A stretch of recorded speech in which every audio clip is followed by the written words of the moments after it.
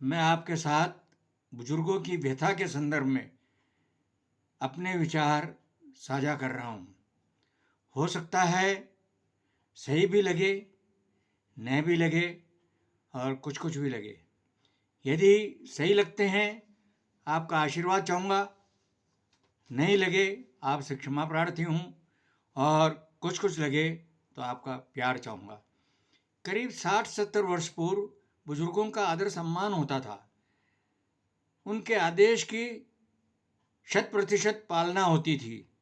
उनके आगे 2-4 बच्चों के पिता भी मुंह नहीं खोल सकते थे।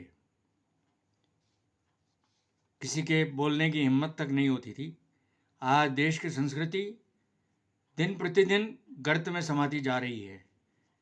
करीब 75% घरों में बुजुर्गों की केयर नहीं होती और यदि बुजुर्ग दंपत्ति में से कोई एक न रहे तो स्थिति और भी विकट हो जाती है।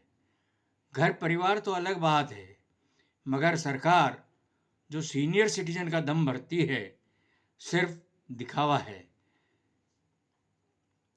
बुजुर्गों को पेंशन 750 या 1000, बाबाओं को 2000, यानी बुजुर्ग सरकार की नज़र में गए गुजरे हुए।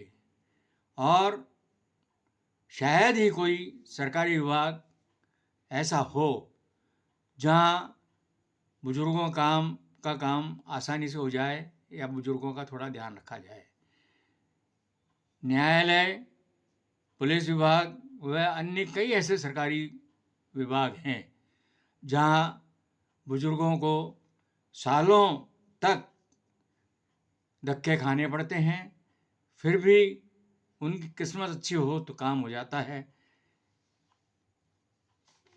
इसके अलावा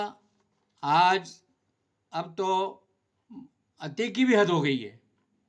यदि कोई वृद्ध बिना मास्क घूमता हुआ नजर आ जाए तो सरकारी नुमाइंदे उन्हें डंडों से नवाजते हैं। यदि कोई बुजुर्ग अपने प्रतिष्ठान या और कहीं बिना मास्क के बैठा मिल जाता है तो उससे भारी भरकम जुर्माना वसूल किया जाता है। ये आम पब्लिक के साथ हो रहा है, अन्याय नहीं तो और क्या है।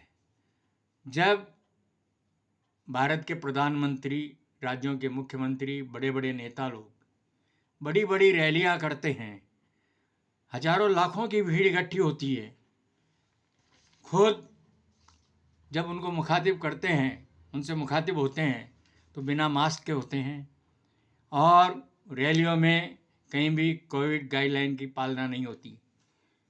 तो उन पर क्यों नहीं डंडे बरसाए जाते या उनसे क्यों नहीं भारी जुर्माना वसूल किया जाता? क्या उनके रगों में खून के स्थान पर अमृत या गंगा जल बहता है, या जब वो मल मूत्र त्याग करते हैं तो उसमें सोना, चांदी या इत्र विसर्जित होता है? ये सोचने की बात है। हिंदुस्तान की संस्कृति अपने आप में एक मायना रखती थी।